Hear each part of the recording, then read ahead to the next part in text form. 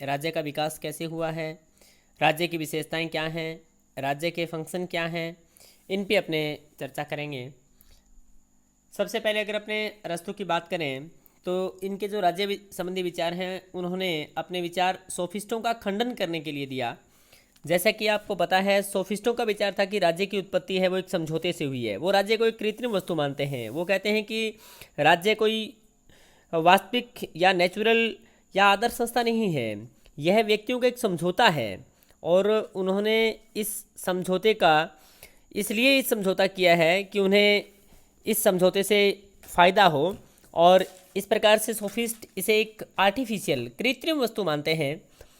जबकि अरस्तु इस राज्य की उत्पत्ति के लिए प्लेटो का अनुसरण करता है और वो कहता है कि राज्य की उत्पत्ति है वो जीवन की आवश्यकताओं से हुई है। जीवन की जो बेसिक नीड्स हैं उनको पूरा करने के लिए राज्य की उत्पत्ति हुई है, और वर्तमान में इसका जो अस्तित्व है वो सजीवन के लिए बना हुआ है। वो यानी इसकी बहुत महत्वपूर्ण कोटेशन है, state come into sake for the life and continue sake for the good life, यानी जीवन के लिए आता है और सजीवन के लिए बना रहता है। यह उनकी फेमस कोटेशन है। यहाँ से अगर अपने बात करें तो राज्य की उत्पत्ति के संबंध में आपको थोड़ा सा बता दूं कि मुख्य रूप से 5 सिद्धांत हैं। डिवाइन थ्योरी है।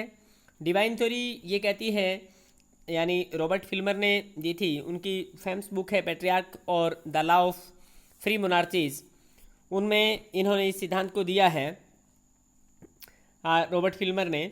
और इस सिद्धांत के अनुसार जो राज्य की उत्पत्ति है वो गॉड के द्वारा हुई है। और अगर भारतीय दर्शन की बात करें तो मनुस्मृति में भी कहीं ना कहीं ऐसा जिक्र हुआ है कि राजा की उत्पत्ति है वो ईश्वर करता है। बहुत सबसे पुरानी प्राचीन थ्योरी जो राज्य उत्पत्ति की है वो डिवाइन थ्योरी है। इसके बाद में पैट्रियार्चल थ्योरी है जो सर हेनरी मैन ने दी थी। कहीं ना कहीं अरस्तु का भी ऐसा जिक्र होता है कि उन्होंने भी कहीं ना कहीं पैत्रात्मक सत्ता की बात की है, लेकिन यह सही नहीं है। मैट्रियार्चल थ्योरी की बात करें, मात्रात्मक राज्य सत्ता की बात करें तो मॉर्गन, मैकलन और एडवर्ड जंक्स, ये कई बार नेट में प्रश्न पूछा गया है, मिलाना आता है। पित्रात्मक सत्ता के पक्षधर राज्य की सर हेनरी मैन हैं, और मात्रात्मक राज्य की उत्पत्ति के सिद्धांत के समर्थक हैं मॉर्गन, मैकलन और एडवर्ड जंक्स। जो फोर्थ थ्योरी है, पैट्रियार्चल थ्योरी है, वो ये मान के चलती है कि शुरुआत में जो राज्य की उत्पत्ति हुई है उसमें मेल का योगदान ज़्यादा रहा है, पुरुष डोमिनेंट फैमिली का योगदान ज़्यादा रहा है। उन्होंने मोनोगामी और पॉलीगामी मतलब मैरिज करके राज्य की उत्पत्ति की है। पैट्रियार्चल में मानता है कि मात्रात्मक सत्ता का वर्चस्व रहा है और जो पहली राजा थी वो माता थी। फोर्थ थ्योरी में ये कहा गया है कि जो पहला राजा था वो योद्धा था। एडवर्ड जेंक्स का नाम इनसे जुड़ा हुआ है। और मैं आपको बता दूं, कई बार इसमें से क्रम भी पूछ लेता है कि राज्य की उत्पत्ति के क्रम। सबसे पहले अगर अपने बात करें तो ये जो क्रम है वो कहाँ से निकल के आते हैं, ये क्रम निकल के आते हैं अपनी जो मोस्ट एक्सेप्टेबल थ्योरी है, theory of origin of state की, वो है evolutionary theory of the state, विकासवादी सिद्धांत। कहीं ना कहीं अरस्तु है वो भी विकासवादी सिद्धांत की बात करता है। वो कहता है राज्य ना तो कोई गॉड की कृति है, वो कोई ईश्वर की कृति नहीं है, और ना ही वो कुछ सुपीरियर फिजिकल फोर्स यानी किस बल या शक्ति का परिणाम है, और ना ही कोई सोशल कॉन्टैक्ट के माध्यम से इसका निर्माण हुआ है या किसी सामाजिक समझौते या वस्तु का परिणाम नहीं है। ये राज्य तो ग्रेजुअली हिस्टोरिकल धीरे धीरे ऐतिहासिक रूप से विकसित हुआ है। और मॉडर्न पॉलिटिकल थ्योरी के अंदर मैकैवर भी इसी प्रकार की बातें करते हैं, और वो बताते हैं कि राज्य की उत्पत्ति में 6 चीज़ों का मुख्य योगदान होता है। नेचुरल इंस्टिक्ट्स होती हैं, किनशिप होती है, फैमिली होती है, रिलीजन होती है, फोर्स यानी पावर होती है, इकोनॉमिक नीड्स होती है, और पॉलिटिकल कॉन्शियस होती है। और इसी बेस के आधार पर जो सबसे पहले जो स्टेट बने थे वो ट्राइबल स्टेट बने, यानी ओरिएंटल एम्पायर बना, उसके बाद में सिटी स्टेट बने, उसके बाद रोमन एम्पायर बना, उसके बाद फेडरल स्टेट बना, उसके बाद राज्य और चर्च के बीच में खूब संघर्ष भी हुआ, और उसके बाद मैकेवली के समय से बर्थ ऑफ नेशन स्टेट की अवधारणा निकल के आती है। अरस्तु भी कहीं ना कहीं इस प्रकार के राज्य के गठन की बात करते हैं, और वो कहते हैं कि सबसे पहले पति पत्नी या स्वामी और दास ने साथ रहना शुरू किया, इससे फैमिली का निर्माण हुआ। फिर 2-4 फैमिलियाँ साथ रहनी शुरू हुई, इससे समुदाय यानी गांव का निर्माण हुआ, और इस प्रकार से खूब सारे जो गांव मिल करके राज्य की उत्पत्ति करते हैं और इनसे राज्य का धीरे धीरे विकास होता है। और एक जगह वो लिखते भी हैं, state is the superior association. वो लिखते हैं कि राज्य है वो समुदायों का समुदाय है, और उनकी ये बात कहीं ना कहीं उसकी evolution theory of origin of state की पक्षधर है। और राज्य केवल समुदाय ही नहीं है बल्कि वो सर्वोच्च समुदाय है, ऐसी वो बात करते हैं। और इसी की अगर अपने बात करें तो इनकी जो मुख्य स्टेट संबंधी विचार हैं उनमें राज्य की क्या विशेषताएं निकल के आती हैं। सबसे पहली विशेषता इनके निकल के आती है कि ये बहुत आदर्शवादी हैं, और इसीलिए ये कहते हैं कि राज्य एक स्वाभाविक संस्था है, कोई कृत्रिम संस्था नहीं है, यह एक नेचुरल है। और मनुष्य ने अपनी आवश्यकताओं की पूर्ति के लिए मतलब राज्य की आवश्यकता महसूस की और राज्य का धीरे धीरे विकास हुआ है। और ये कहते हैं दूसरी कि जो स्टेट है वो ऑर्गेनिक टाइप का है, यानी एक जैविक टाइप का है, यानी जिस प्रकार से एक जीव होता है, अपना शरीर होता है, उस समय का है, उस प्रकार का है।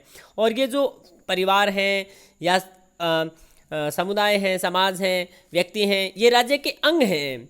और अगर अपना शरीर, राज्य एक शरीर है, जिस प्रकार से शरीर ही नहीं रहेगा तो फिर अंगों का कोई महत्व ही नहीं है। इस प्रकार वे ऑर्गेनिक थ्योरी की बात करते हैं। और मॉडर्न पॉलिटिकल थ्योरी है उसमें organic theory of the state की बात हर्बर्ट स्पेंसर करते हैं, जो अलग है, मैं आपको फर्स्ट ईयर में पढ़ा भी चुका हूँ और अपने इसकी बात यहाँ नहीं करेंगे।